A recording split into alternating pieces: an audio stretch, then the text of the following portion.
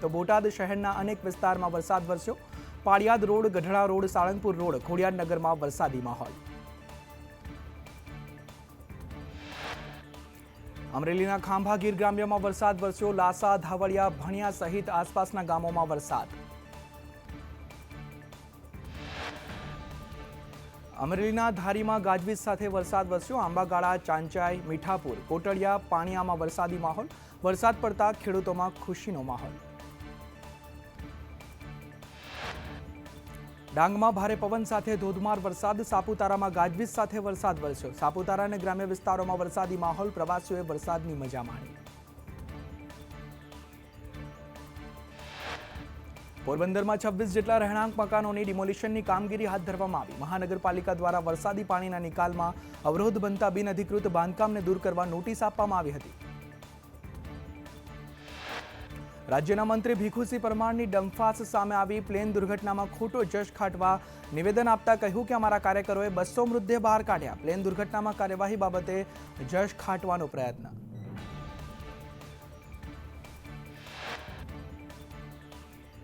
વાપીના લવાછામાં ભીષણ આગ ભભૂકી ઉઠી. ભંગારના ગોડાઉનમાં આગ લાગી. ફાયરની ટીમ ઘટના સ્થળે. પ્લાસ્ટિક જ્વલનશીલ પદાર્થ હોવાથી આગ પ્રસરી હતી.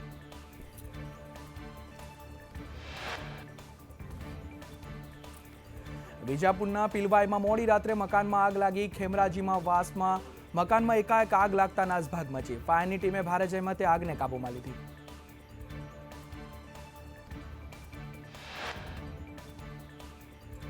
વડોદરાના સાવલીમાં કંપનીમાં ભીષણ આગ ભભૂકી ઉઠી. લામડાપુરા ગામે પીવીસી પ્લાસ્ટિકના દાણાની કંપની પાઈ પોલીબેન્ઝમાં આગ ભભૂકી ઉઠી હતી. કંપની બહાર રખાયેલા કચરાના ઢગલામાં આગ લાગી.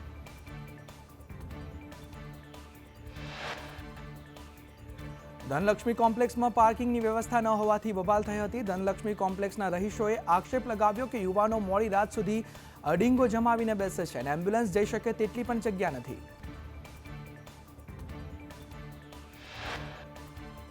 જામનગરના બચુનગરમાં મેગા ડિમોલિશનની કામગીરી હાથ ધરવામાં આવી. રંગમતી નદીના પટમાં 294 ગેરકાયદે દબાણ દૂર કરવામાં આવ્યા. કાચા પાકા મકાનો દૂર કરવાની કાર્યવાહી કરાઈ. કાર્યવાહીમાં પોલીસ, મહાનગરપાલિકા અને ફાયરનો સ્ટાફ પણ જોડાયો હતો.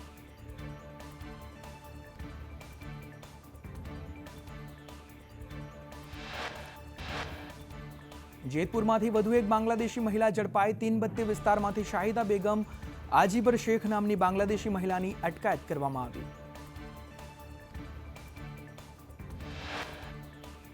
મહિલા જેતપુરમાં છેલ્લા 11 વર્ષથી ગેરકાયદે રીતે રહેતી હતી. મહિલા પાસેથી બાંગ્લાદેશનું ચૂંટણી કાર્ડ પણ જપ્ત કરવામાં આવ્યું છે. જેતપુરમાંથી અત્યાર સુધી 5 બાંગ્લાદેશી ઝડપાયા છે. સુરતની વીર નર્મદ સાઉથ ગુજરાત યુનિવર્સિટીમાં દેશનું પ્રથમ ભાષાઓનું સંશોધન કેન્દ્ર બનશે. ગુજરાતી વિભાગે સંશોધન કેન્દ્ર ચાલુ કરવા એક્ઝિક્યુટિવ કાઉન્સિલની બેઠકમાં રજૂઆત કરી હતી. મોરબીમાં સોખડા ગામે ફેક્ટરીમાં શ્રમિકની હત્યા કરવામાં આવી. ગબ્બર અહિવાળની ગળું દબાવીને હત્યા નિપજાવી. પત્નીના આડા સંબંધો અંગે પતિને શંકા જતા હત્યા કરી. ઊંઝા માર્કેટયાર્ડ કોઓપરેટિવ બેંકના કેશિયરે ઉચાપત કરતા હોબાળો મચ્યો. 3.44 કરોડ સટ્ટામાં ઉડાવ્યાનો આક્ષેપ લાગ્યો. ગ્રાહકોએ પૈસા ગુમાવતા હોબાળો કર્યો.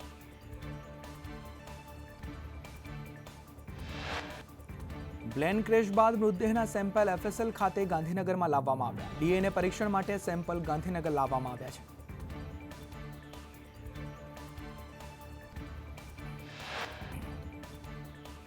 હજુ સુધી વિજય રૂપાણીના ડીએનએ મેચ નથી થયા. ડેડ બોડીના ડીએનએ મેચ કરવાની પ્રક્રિયા ચાલી રહી છે, જેમાં રૂપાણી પરિવાર ડીએનએ મેચ થવાની રાહ જોઈ રહ્યો છે.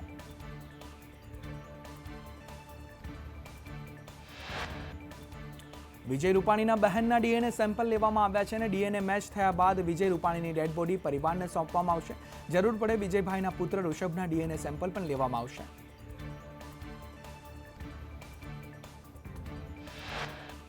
વિજય રૂપાણીના અંતિમ સંસ્કાર અંગે પરિવાર દ્વારા સત્તાવાર માહિતી આપવામાં આવશે. ડીએનએ મેચ થયા પછી સત્તાવાર માહિતી આપવામાં આવશે.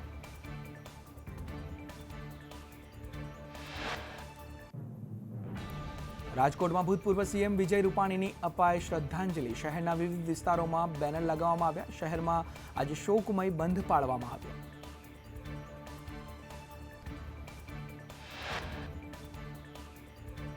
વિજય રૂપાણીને શ્રદ્ધાંજલિ આપવા માટે રાજકોટ આજે અડધો દિવસ બંધ રહ્યું. ચેમ્બર ઓફ કોમર્સ દ્વારા અડધો દિવસ ધંધા રોજગાર બંધનું એલાન આપવામાં આવ્યું હતું.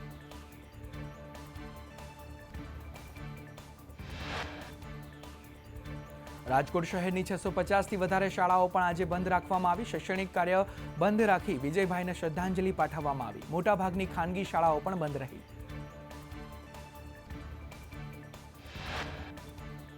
રાજકોટમાં પૂર્વ સીએમ વિજયભાઈ રૂપાણીનું પ્રકાશ સોસાયટી સ્થિત ઘર ખોલવામાં આવ્યું. ભાજપના અગ્રણીઓ કમલેશ મીરાની, પુષ્કર પટેલ અને મનીષભાઈ રાડિયા સહિતના અગ્રણીઓ તેમના ઘરે પહોંચ્યા હતા. ડીએનએ રિપોર્ટ આવ્યા બાદ પૂર્વ સીએમ વિજયભાઈના નશ્વર દેહને અંતિમ વિધિ માટે સોંપવામાં આવશે. ગ્રીનલેન્ડ ચોકડીથી તેઓના ઘર સુધી કાર્યકરો જોડાશે. સ્વ વિજયભાઈના અંતિમ દર્શન માટે વ્યવસ્થા ગોઠવવા માટે તૈયારીઓ શરૂ કરવામાં આવી.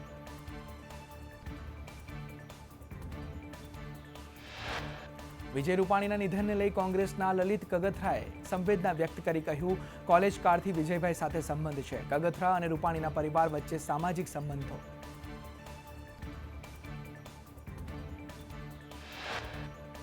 પૂર્વ મુખ્યમંત્રી વિજય રૂપાણીનું નિધન થતાં આરોગ્ય અને સહકાર મંત્રી ઋષિકેશ પટેલ વિજય રૂપાણીના નિવાસસ્થાને પહોંચ્યા અને પરિવારને સાંત્વના પાઠવી.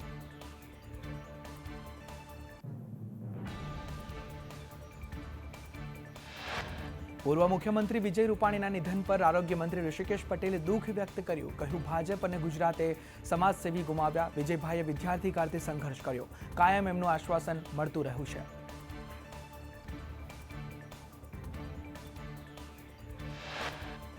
શંકરસિંહ વાઘેલા રૂપાણીના નિવાસસ્થાને પહોંચ્યા. શંકરસિંહે અંજલિબેન રૂપાણીને સાંત્વના પાઠવી. કહ્યું, વિજયભાઈના લગ્ન સમયથી હું સાક્ષી છું. ભગવાન તેમના આત્માને શાંતિ આપે.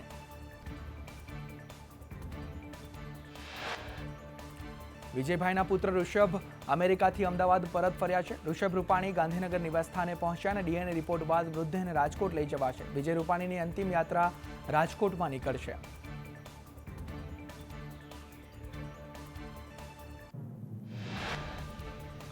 આરોગ્ય મંત્રી ઋષિકેશ પટેલ કોલ્ડ સ્ટોરેજ સ્થળ પર પહોંચ્યા. પરિવારજનોને મૃતદેહ સોંપવામાં આવશે અને 8 જેટલા મૃતદેહ પરિવારજનોને સોંપવામાં આવશે.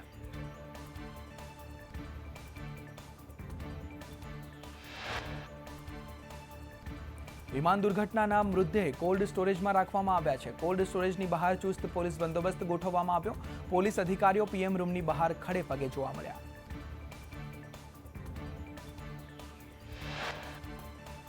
કોલ્ડ સ્ટોરેજ બહાર કોઈ પણ વ્યક્તિની અવરજવર પર પ્રતિબંધ લગાવવામાં આવ્યો. ડીએનએ રિપોર્ટ આવ્યા બાદ પરિવારજનોને બોલાવવામાં આવશે અને 250થી વધુ કોફિનમાં મૃતદેહ મૂકવામાં આવ્યા છે.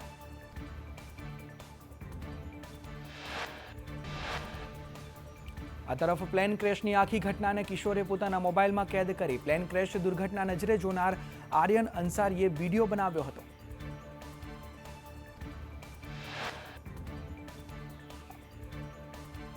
પ્લેન ક્રેશમાં મોત થયેલ પરિવારજનોને સાંસદ શોભના બારૈયાએ સાંત્વના પાઠવી. દુર્ઘટનામાં મોતને ભેટેલા જયશ્રીબેનના પરિવારને તેઓ મળ્યા અને પરિવારને દુઃખની ઘડીમાં હિંમત આપી.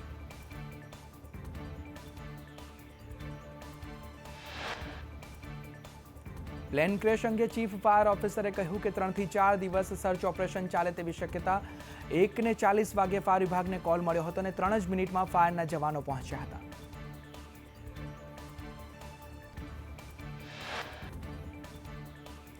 ચીફ ફાયર ઓફિસરે વધુમાં કહ્યું કે 4 તરફ આગ ભભૂકી હતી અને ઘટના સ્થળે ભયાનક દ્રશ્યો સર્જાયા હતા. 9 બિલ્ડિંગ આગની ઝપેટમાં આવી અને સર્ચ હજુ ચાલુ છે. પ્લેનના મહત્વના ભાગો શોધી ઓથોરિટીને આપવામાં આવશે.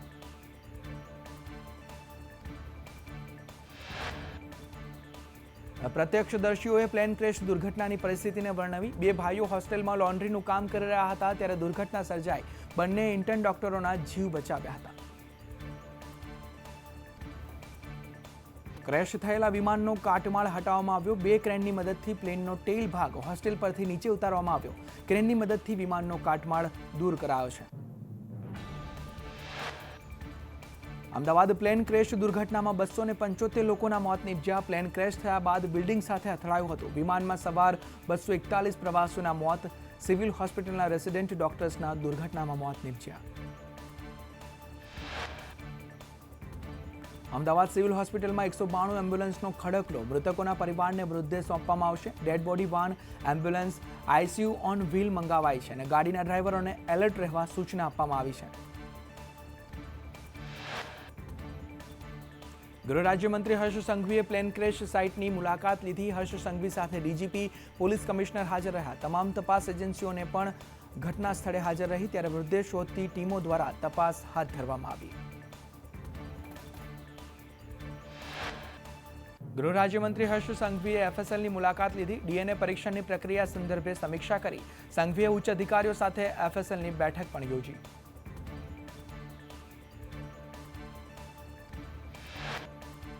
પ્લેન ક્રેશમાં અમદાવાદના કલ્પના પ્રજાપતિનું મોત નીપજ્યું. મૃતકના પતિ રાજેન્દ્ર પ્રજાપતિએ કહ્યું કે કલ્પના લંડનમાં મોટા પુત્રને મળવા જતી હતી. કલ્પના પ્રથમ વખત જતી હોવાથી ખુશ હતી. મારી પત્ની અને એની બહેનપણી સાથે જવાના હતા. પત્નીને વિઝા મળ્યો પણ બહેનપણીનો કેન્સલ થઈ ગયો.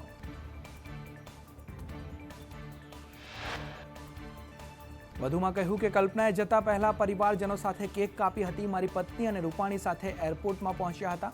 આણંદ અને નડિયાદની વચ્ચે જાણ થતા તરત પરત ફર્યા. પ્લેન ક્રેશમાં વડોદરાના અંજુ શર્માનું નિધન થયું. અંજુ શર્મા 6 મહિના વડોદરા અને 6 મહિના લંડન રહેતા. અંજુ શર્મા દીકરી પાસે લંડન જવાના હતા.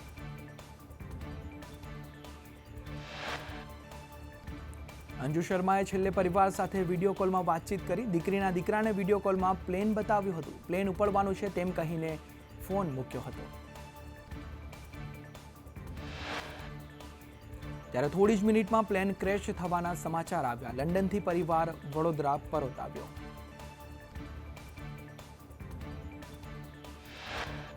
પ્લેન ક્રેશમાં નુસરત જહાંનું મોત નીપજ્યું. મૃતકના પતિ સોહેલ મોડાસા પહોંચ્યા. મોતના પગલે પરિવારમાં શોકની સ્થિતિ.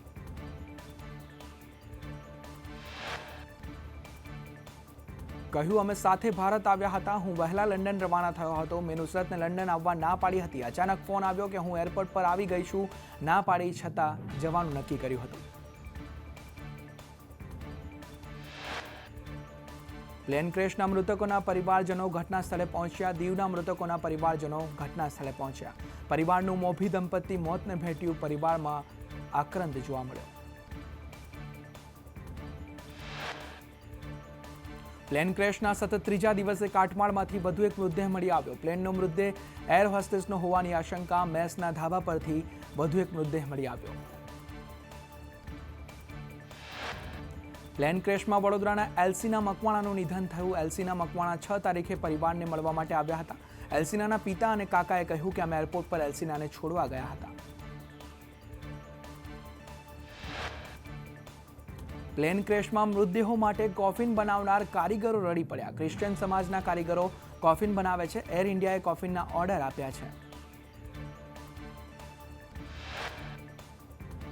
50 કોફિન અમદાવાદ મોકલાશે. કોફિન બનાવનાર અગ્રણીએ કહ્યું કે આજે અમારો હાથ કોફિન પર નથી ચાલી રહ્યો. કોફિન બનાવતા અમારું દિલ રડી રહ્યું છે.